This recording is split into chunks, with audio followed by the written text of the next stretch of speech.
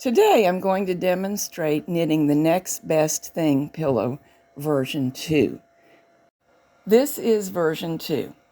Version 1 looks very similar, but is achieved in a completely different manner, and both patterns appear in my new pillow and blanket collection for all knitting machines.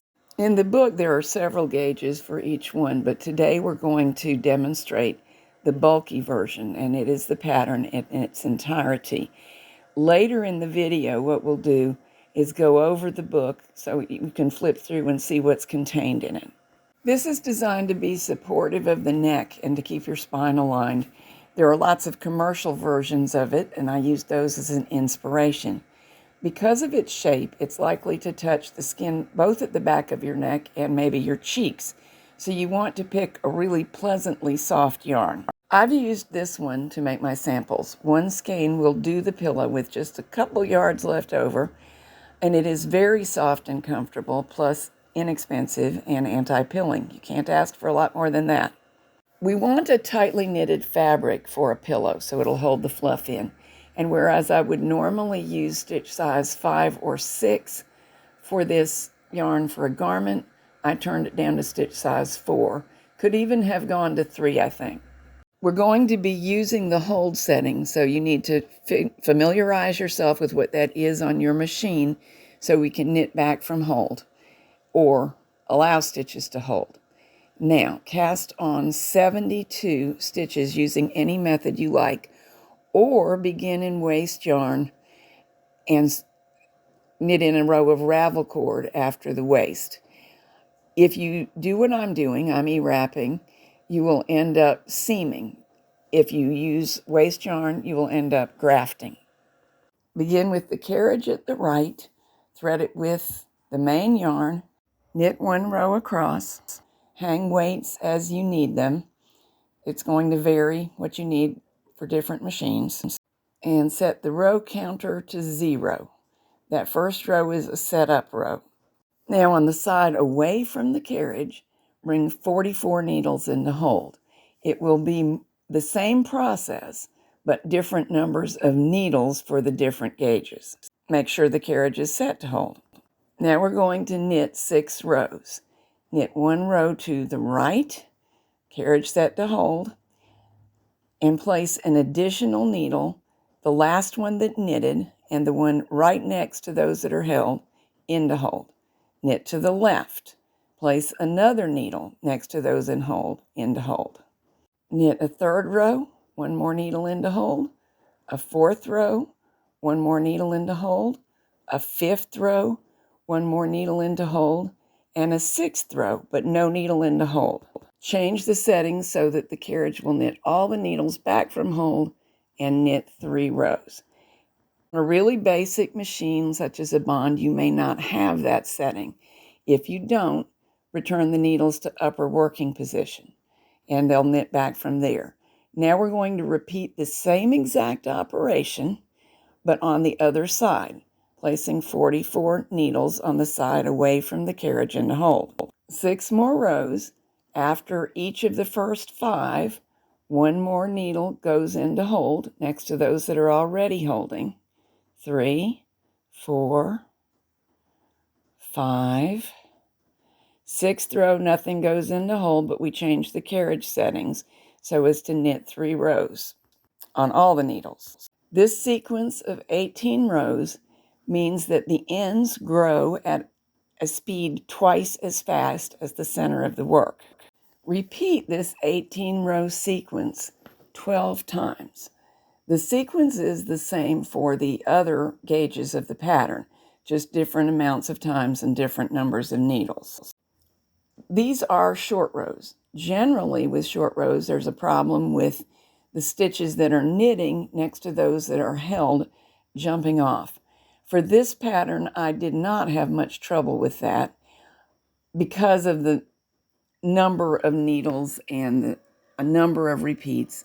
Nevertheless, keep a close eye on things and move your weights around as needed to keep everything knitting off smoothly. Here is what I could do, but I think the better thing is going to be to put the larger combs left and right and the narrower one weighting down the center section. And that actually worked well throughout the rest of the pattern. Here I'm close to finished with the 12 repeats, and you can see the long sides match one another, and the center is shorter, and you can see the short row marks. After completing 12 repeats, including the final 3 rows on all of the needles, you should end up with 216 rows on the row counter. That is if your carriage succeeded in actually triggering the row counter every single row.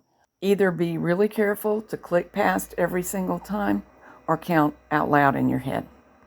Knit one final row. If you began the work by casting on, then bind off now. Any bind off that's neat will do. I'm binding off around the gate pegs.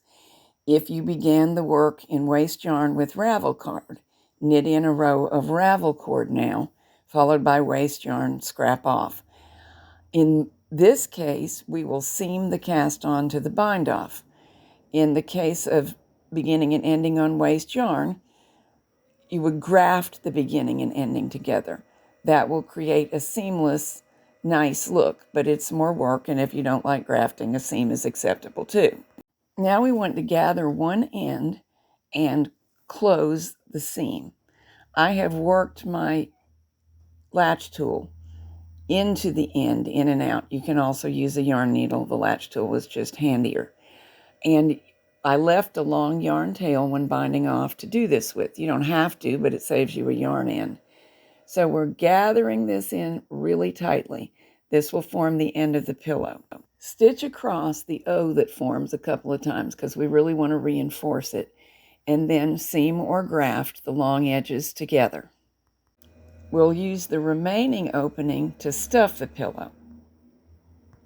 I prefer polyester fiber fill for this, even though I really like natural fibers, because it makes the pillow eminently washable. Pause now and then to redistribute the fiber evenly. It takes a little bit of work to get it to fill the shape the way you want it, so it has a dog bone shape. And check the degree of fullness of the stuffing carefully. We want it cushiony enough to support your neck well, but don't want it so overstuffed that it's hard or that it's stretching the knitted fabric to the point that the fiber fill will come through. When the fullness and distribution are satisfactory, gather and secure the second end as you did the first. These pillows are wonderfully comfy. I designed them for use when lounging on the sofa, and I figured they'd also be good for travel. All of this is true, but I'm actually moving in the direction of enjoying them to sleep on as well. They, for me, have helped my neck with some ongoing tension problems. Be sure to get the second end really secure, just like the first end, because we don't want stuffing coming out or a surprise blowout in general. And then bury the yarn tail inside the pillow and snip the end off. A little bit of final stuffing adjustment and you'll be ready to enjoy it. Now let's have a look at what is contained in the Pillow and Blanket Collection book. The table of contents is on page 2. It's divided up so you can see what's what. The book begins with blanket basics, divided up into part 1 about stockinette blankets and part 2 about tuck blankets. Each version is presented in 15 blanket sizes, from receiving blankets to California king-size blankets. And of course, the larger blankets have to be made in panels. So the number of panels and stitches per panel are included in the pattern. In order to keep things organized with so many sizes and gauges, the information is in charts. And the actual patterns are incredibly simple because you're either knitting just a big rectangle or several big rectangles. So you fill in the information in these simple patterns and knit. Then, of course, those rectangles have to have some sort of edge treatment to stop them from rolling. So for stockinette blankets, the main one that I include is a wide doubled stockinette edge, and I give you a couple different ways to manage that. Then there's a specific pattern for knitting this blanket with Red Heart plaid yarn.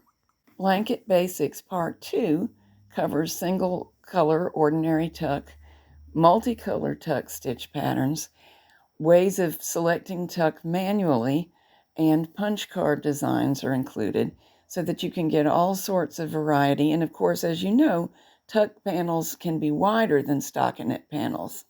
You may, of course, edge your blankets in any way you like, but the one that I most recommend and describe fully in the book for tuck blankets is worm trim. Next in the book comes some pillows. The next best thing pillows in two designs. This is number 1, which is in the book, and number 2 you may have just knitted one of. Next come 3 rope and ladder cable pillows. A great way to learn to do a big cables pattern because a pillow is perfectly square or rectangular. There's nothing else to concentrate on. Number 1 is given in 4 gauges. Number 2 is given in 1 method, but may be knitted with any gauge of yarn. And pillow size will vary from a mini 4.4 inches to a more generous 10 inches.